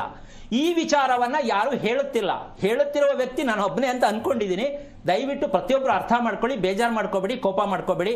ಅಮ್ಮ ನಿನ್ಗೆ ಬೇಜಾರಾಯ್ತಾ, ಅರ್ಥ ಆಯ್ತಾ? ಇಲ್ಲ ಗುರುಜಿ, ನೀವು ಹೇಳ್ತಾರೆ ಅರ್ಥ ಆಗ್ತಾ ಇದೆ. ನಿನ್ನ ದೇಹಕ್ಕೆ ಶಕ್ತಿದಾಯಕವಾಗಿರ್ತಕ್ಕಂತಹ ವಿಚಾರ, ನಿನ್ನ ಹೃದಯದ ಅಂದ್ರೆ ಶ್ವಾಸನಾಳ ದೇಹದ ಭಾಗವನ್ನ ನೀನ್ ಗಮನಿಸ್ಕೊಮ್ಮ. ಏನು ಅಂತಂದ್ರೆ, ನಿನ್ಗೆ ಗಂಟ್ಲಲ್ಲಿ ಉಳಿ ಬರ್ತಕ್ಕಂಥದ್ದು, ಸ್ವಲ್ಪ ಉರಿ ಬರ್ತಕ್ಕಂಥದ್ದು. ಹುಳಿ ಮತ್ತೆ ಹುರಿ ಎರಡರಲ್ಲಿ ಯಾವ್ದು ಕಾಣಿಸುತ್ತೆ? ಅಂದ್ರೆ ಗ್ಯಾಸ್ಟ್ರಿಕ್ ಆದಂಗ ಆಗುತ್ತಲ್ಲ, ಆ ಟೈಮಲ್ಲಿ ಎದೆ ಉರಿ ಬರುತ್ತೆ. ಊನಮ್ಮ, ನಿನಗೆ ಯಾಕಮ್ಮ ಮದ್ವೆ ಇಲ್ಲ ಗ್ಯಾಸ್ಟ್ರಿಕ್ ಆಗ್ಬೇಕು ತಾಯಿ? ಇದು ತಾನೇ ಪ್ರಶ್ನೆ. ಮದುವೆನೇ ಇಲ್ಲ, ಗ್ಯಾಸ್ಟ್ರಿಕ್ ಬಂದ ಮೇಲೆ, BP ಬಂದ್ಮೇಲೆ ಮದುವೆ ಯಾಕೆ? ಮಕ್ಕಳೇ ಯಾಕೆ? ಈ ಪ್ರಶ್ನೆ ಬಂದ್ಬಿಡುತ್ತಮ್ಮ. ನಿನಗೆ ನೆಮ್ಮದಿಯಾದ ಗಂಡ ಸಾಧ್ಯ ಇಲ್ಲ, ಗಂಡ ಕರೆಕ್ಟ್ ಇದ್ರು ನಿನಗೆ ಸೆಟ್ ಆಗಲ್ಲ. ಅಂದ್ರೆ ಏನಂದ್ರೆ, ಅವ್ರು ಮಾತಾಡೋದು ಚೆನ್ನಾಗಿರಲ್ಲ, ನಡ್ಕೊಳ್ಳೋದು ಚೆನ್ನಾಗಿರಲ್ಲ, ನಿನಗೆ ಬೇಜಾರಾಗತ್ತೆ. ಇದಕ್ಕೆ ಮದುವೆ ಯಾಕೆ? ಸುಮ್ಮನೆ ಇದ್ರೆ ಚೆನ್ನಾಗಿತ್ತು ಅಂತ ಆಮೇಲೆ ಅನ್ಕೋತೀಯ. ರೋಹಿಣಿಗೆ ಮದುವೆ ಅಂತಕ್ಕಂಥದ್ದು ಸ್ವಲ್ಪ ಆತಂಕ ಇರುತ್ತೆ. ನೀನ್ ಫಸ್ಟ್ ರಿಪೇರಿ ಆಗು. ಏನು? ಮಾನಸಿಕವಾಗಿ ಮಂತ್ಲಿ ಕರೆಕ್ಟಾಗಿ ನೀನು 27 ದಿನಕ್ಕೆ 27 ನಕ್ಷತ್ರ 27 ದಿನ, ಹೆಣ್ಣಿಗೆ ಪ್ರಕೃತಿಗನುಸಾರವಾಗಿರ್ತಕ್ಕಂಥ ಸತ್ಯ. 27 ದಿನಕ್ಕೆ ಯಾವ ಕಾರಣಕ್ಕೂ ಹೆಣ್ಣು ಋತು ಪ್ರತಿ ಮಾಸಿಕ ಆಗ್ಲೇಬೇಕು. ಆಗಿದ್ದಾರೆ ಅಂದ್ರೆ ಅವಳಂತ ಅದೃಷ್ಟವಂತೆ, ಅವಳಂತ ಕೋಟಿಪತಿ ಇನ್ಯಾರು ಪ್ರಪಂಚದಲ್ಲಿ ಇಲ್ಲ. 27 ನಕ್ಷತ್ರಕ್ಕೆ 27 ದಿನ. ಅದಕ್ಕೇನೆ ವೈಜ್ಞಾನಿಕವಾಗಿಯೂ ಧಾರ್ಮಿಕವಾಗಿಯೂ ಈ ಸತ್ಯವನ್ನು ಅರ್ಥ ಮಾಡ್ಕೋಬೇಕು. ನಕ್ಷತ್ರಗಳು ಏನಕ್ಕೆ ಬೇಕಾಗತ್ತೆ ಅಂದ್ರೆ ಇದೇ ಉದ್ದೇಶಕ್ಕೆ. ನಮಗಿರ್ತಕ್ಕಂಥ ನಕ್ಷತ್ರ, ಹೆಣ್ಣಿನಲ್ಲಿ ಆಗ್ತಕ್ಕಂತಹ ಮಾಸಿಕ, ಋತುನಲ್ಲಿ ಆಗ್ತಕ್ಕಂಥ ವ್ಯತ್ಯಾಸ ಇಡೀ ಕುಟುಂಬವನ್ನೇ ಹಿಡ್ಕೊಂಡು ಸೆಳ್ಕೊಂಡಿರತ್ತೆ. ಯಾವ ಕಾರಣಕ್ಕೂ ನೆಮ್ಮದಿ ಸಿಕ್ಕಲ್ಲ, ಮನೇಲಿ ಯಾರು ಹೊಂದಾಣಿಕೆ ಆಗಿ ಇರಕ್ಕಾಗಲ್ಲ. ಹುಟ್ಟಿರುವ ಮಕ್ಕಳು ಎಲ್ಲ ಡ್ಯಾಮೇಜ್ ಮಕ್ಕಳು, ಊಟ ಮಾಡೋದು, ಪಿಜ್ಜಾ ಬರ್ಗೋ ತಿನ್ನುವಂತ ಪರಿಸ್ಥಿತಿಗೆ ನಾವು ಹೊಂಟೋಗಿದ್ದೀವಿ. ಇಂಥವ್ರಿಗೆ ಶಾಸ್ತ್ರ ನೆಮ್ಮದಿ ಏನು ಸಿಕ್ಕಲ್ಲ ತಾಯಿ. ನೀನ್ ಫಸ್ಟ್ ತಿಳ್ಕೊಳ್ಳೋದೇ, ಚಾಲೆಂಜ್ ಮಾಡೋದೇ ಆದ್ರೆ ಮಾಹಿತಿ ನೀನು ಹುಟ್ಟಿರೋ ಕುಂಡ್ಲಿ ತಗೊಂಡು ತಿಳ್ಕೊಳ್ಳೋ ಪ್ರಯತ್ನ ಮಾಡು. ಮಾಹಿತಿ ಕೊಡ್ತೀನಮ್ಮ. ಹುಡುಕೊಂಡು ಬಂದು ನಿನಗೆ ಮದುವೆ ಆಗ್ಬೇಕು, ಆ ರೀತಿ ಮದುವೆ ಆಗತ್ತೆ ಅಮ್ಮ. ಅರ್ಥ ಆಯ್ತಾ? ನೀನ್ ಹುಡುಕಬಾರ್ದು, ನಿಮ್ ತಂದೆ ತಾಯಿ ಪ್ರಯತ್ನ ಮಾಡಬಾರ್ದು. ರೋಹಿಣಿಗೆ ನಾನು ಏನಕ್ಕೆ ಹುಟ್ಟದೆ, ನಿಮ್ಮ ತಂದೆ ತಾಯಿಗೆ ಇದೊಂದು ಸವಾಲ್ ಹಾಕು ನೀನು. ಈ ದಯವಿಟ್ಟು ನೀವು ಇದನ್ನು ತಿಳ್ಕೊಳ್ಳಿ, ಇದ್ರ ಸತ್ಯ ನನಗೆ ತಿಳಿಸಿ, ನಡಿ ಹೋಗೋಣ. ಪ್ರಾಕ್ಟಿಕಲ್ ಆಗಿ ತಗೋ ನೀನು 4-6 ಜನಕ್ಕೆ ಬೇಕಾದಷ್ಟು ಜನಕ್ಕೆ ಇದೆಲ್ಲ ನೋಡ್ತಾ ಇರ್ತೀಯ, ದಾಂಪತ್ಯ ಸಮಸ್ಯೆ ನೋಡ್ತಾ ಇರ್ತೀಯ. ಇದನ್ನೆಲ್ಲ ನೋಡಿದ್ರೆ ಮದುವೆ ಬೇಕಾ ಅಂತ ಅನ್ಸತ್ತೆ. ಹಾಗಂತ ಮದುವೆಗೆ ಹೆದರ್ಕೋಬಾರ್ದು, ದಾಂಪತ್ಯಕ್ಕೆ ಹೆದರಬಾರ್ದು. ಇದನ್ನ ನೀನು ತಿಳ್ಕೊಳ್ಳೋಕೆ ಪ್ರಯತ್ನ ಮಾಡುತ್ತಾಯಿ. ನಿನ್ನಂತ ಹೆಣ್ಣು ಮಕ್ಕಳು ಪ್ರಪಂಚಕ್ಕೆ ಮಾರ್ಗದರ್ಶನ ಆಗಬೇಕು. ಓದಿರೋ ಹೆಣ್ಣು ಮಕ್ಕಳು ದಯವಿಟ್ಟು ಪ್ರಯತ್ನ ಮಾಡು, ಭಯ ಬೀಳಬೇಡ. ಒಳ್ಳೆಯದಾಗಲಿ. ಧನ್ಯವಾದಗಳು ಉಮಾ, ಕರೆ ಮಾಡಿದ್ದಕ್ಕಾಗಿ. ಇದೀಗ ಮೈಸೂರಿನಿಂದ ಸಂಧ್ಯಾ ಅಂತ ಹೇಳಿ ಕರೆ ಮಾಡಿದರೆ. ನಮಸ್ಕಾರ ಸಂಧ್ಯಾ. ನಮಸ್ಕಾರ ಮೇಡಮ್. ಯಾರ ಬಗ್ಗೆ ಕೇಳಬೇಕಾಗಿತ್ತು? ಮಗನ ವಿಷಯದಲ್ಲಿ ಕೇಳಬೇಕು. ಓಕೆ, ನಕ್ಷತ್ರವನ್ನ ತಿಳಿಸಿ, ಗುರುಜಿ ಇದ್ದಾರೆ, ಮಾತನಾಡಿ. ನಮಸ್ತೆ ಗುರುಜಿ. ನಾರಾಯಣ. ಹೇಳಮ್ಮ, ನಕ್ಷತ್ರ ಯಾವುದು? ಜ್ಯೇಷ್ಠ ನಕ್ಷತ್ರ, ವೃಶ್ಚಿಕ ರಾಶಿ. ಯಾರಿದು? ತಾಯಿ. ನಿಮ್ ತಾಯಿನ? ಮಗ. ನಾನು ಹೇಳಿರೋದೀಗ ಮಗಂದು ಸ್ವಾಮಿಗೆ. ತಾಯಿ ಕನ್ನಡ ಮಾತಾಡಮ್ಮ. ಯಾರು ಜ್ಯೇಷ್ಠ? ನೀನಾ ಮಗನಾ? ಮಗ ಸ್ವಾಮೀಜಿ. ಅಷ್ಟು ಹೇಳಿದ್ರೆ ಆಯ್ತಲ್ಲ, ಈ ಕಡೆ ಆ ಕಡೆ ಸುತ್ತಾ ಇದೆಯಲ್ಲ. ಎಷ್ಟು ವಯಸ್ಸು ಅವನಿಗೆ? 25 ಸ್ವಾಮಿ, 26. ಏನ್ ಮಾಡ್ತಿದ್ದಾನೆ? ಕಂಪ್ನಿನಲ್ಲಿ ಕೆಲಸ ಮಾಡ್ತಾ ಇದ್ದಾನೆ ಸ್ವಾಮೀಜಿ. ಏನಾಗ್ಬೇಕು ಅವನ ಬಗ್ಗೆ? ಅವನ ಬಗ್ಗೆ ಮದ್ವೆ ವಿಷಯದಲ್ಲಿ ಯಾವ ತರ ಹೆಂಗೆ ಏನಂತ ಕೇಳ್ತಾ ಇದ್ದೀನಿ. ಮದುವೆ ವಿಷಯದಲ್ಲಿ ಯಾವ ತರ ಅಂದ್ರೆ ಹೆಂಗೆ? ನಮ್ಮ ಒಂದು ಬಂತು ಸ್ವಲ್ಪ ಅದು ಮುಂದುವರಿಯಕ್ ಆಗ್ಲಿಲ್ಲ. ಅದು ಇನ್ನು ಮುಂದಕ್ಕೆ ಯಾವ ತರ ಆಗುತ್ತೆ, ಒಂದು ಯಾವ ತರ ಆ ಲೆವೆಲ್ ಅಲ್ಲಿ ಹೋಗುತ್ತೆ ಅಂತ ಅದನ್ನ ಕೇಳ್ತಾ ಇದೀನಿ ಗುರುಜಿ. ಏನ್ ಓದಿದ್ಯಮ್ಮ ನೀನು? PUC. ಹೋಗ್ಲಿ, ಮಗು ಹುಟ್ಟಿದಾಗ ಈ ನಕ್ಷತ್ರ ತಿಳ್ಕೊಬೇಕು ಅಂತ ಗೊತ್ತಿತ್ತಾ ನಿಂಗೆ? ತಿಳ್ಕೊಂಡಿದ್ಯಾ? ತಿಳ್ಕೊಂಡಿದ್ವಿ. ಹಸುದು ಎಲ್ಲ ದಾನ ಮಾಡ್ಬೇಕು ಅಂದಿದ್ರು. ಇನ್ನೊಂದ್ಸಲ ಹೇಳಮ್ಮ. ಹಸು ಕರುದು ಪಂಚಲೋಹದಲ್ಲಿ ದಾನ ಮಾಡ್ಬೇಕು ಅಂದಿದ್ರು. ಅಮ್ಮ ಒಂದ್ ಸ್ವಲ್ಪ ಕೇಳಿಸ್ಕೊ. ದಾನ ಮಾಡಿದ್ರೆ ಹುಟ್ಟದ ನಕ್ಷತ್ರ ಶಾಂತಿ ಆಗತ್ತೇನಮ್ಮ? ಮತ್ತೆ ಜ್ಯೇಷ್ಠ ನಕ್ಷತ್ರದ ಮಗು ಏನು ಕುಟ್ಟಿತು ಅಂತ ಕೇಳಬೇಕು. ಅದನ್ನ ಉತ್ತರ ಕೇಳು ಫಸ್ಟು, ದಾನ ಕೊಡೋದು ಆಮೇಲೆ. ಯಾರನ್ನಾರು ಕೇಳು ನೀನು ಮೊದಲು. ಯಾವುದೇ ಶಾಸ್ತ್ರಗಾರ ಹತ್ರ ಹೋಗಿ ಜ್ಯೇಷ್ಠ ನಕ್ಷತ್ರಕ್ಕೆ ದೇವ್ರು ಕೊಟ್ಟ ಅಂತ ಹೇಳ್ತಾರೆ ಸುಳ್ಳುಗಾರರವರು. ದೇವ್ರು ಕೊಟ್ಟಿದ್ದಾರೆ ನಾವು ತಗೊಂಡಿದ್ವಿ ಅಂತ ಕೇಳ್ಬೇಕು ನೀವು. ಜ್ಯೇಷ್ಠ ನಕ್ಷತ್ರ ಮಗು ನಮ್ಮ ಹೊಟ್ಟೆಲಿ ಏನಕ್ಕೆ ಬಂತು ಹೇಳಿ, ಕೇಳಿ. ಯಾರನ್ನಾರು ಹೇಳೋಣ ನೋಡೋಣ. ಇಡೀ ಕರ್ನಾಟಕದಲ್ಲಿ ಎಷ್ಟು ಅಸ್ಟ್ರಾಲಜರ್ ಇದ್ದಾರೆ ಅವ್ರಿಗೆಲ್ಲ ಚಾಲೆಂಜ್ ಮಾಡಿ ಕೇಳ್ತೀನಿ. ಒಂದು ನಕ್ಷತ್ರದ ಮಗು ಹುಟ್ಟಲಿಕ್ಕೆ ಕಾರಣ ಏನು? ಇದ್ರ ಬೇಸಿಕ್ ಕೇಳಕ್ಕಾಗತ್ತೆ ಯಾರ್ಕಲಾರು? ಇಲ್ಲ, ಸುಳ್ಳು. ಹೆಂಗಾಗತ್ತೆ ಇದು? ಕಾರಣನೇ ಗೊತ್ತಿಲ್ಲ, ದಾನ ಕೊಡೋದಂತೆ. ಎಲ್ಲಿಗೆ ದಾನ ಕೊಡೋದು? ಯಾರಿಗೆ ದಾನ ಕೊಡೋದು? ದೇವರಿಗೆ ದಾನ ಕೊಡೋದು. ಎಂತ ಅದ್ಭುತವಾದ ಪವಾಡ ಅಲ್ಲ ನಾವು ಹೇಳೋದು.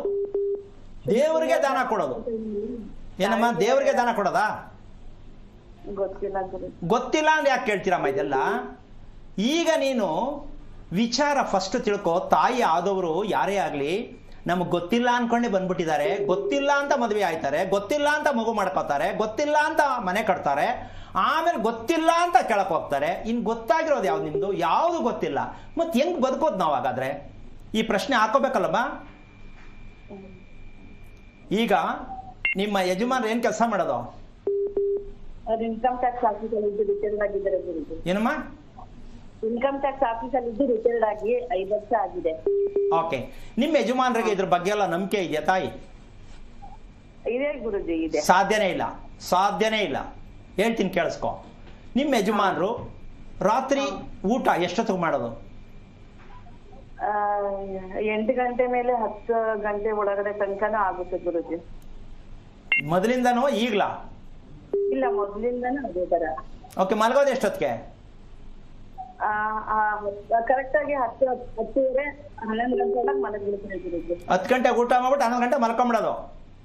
ಮಲಗ್ಬಿಡ್ತಾರೆ. ಎಂತ ಅದ್ಭುತವಾದ ಆರೋಗ್ಯ ಇರುತ್ತೆ ಅಮ್ಮ. ಅಬಾ ಮಕ್ಕಳು ಎಷ್ಟು ಚೆನ್ನಾಗಿ ಬಿಡ್ತಾರೆ ಲೆಕ್ಕ ಹಾಕಳಿ. ಅದಕ್ಕೆ ಜ್ಯೇಷ್ಠ ನಕ್ಷತ್ರದ ಗಿಫ್ಟು.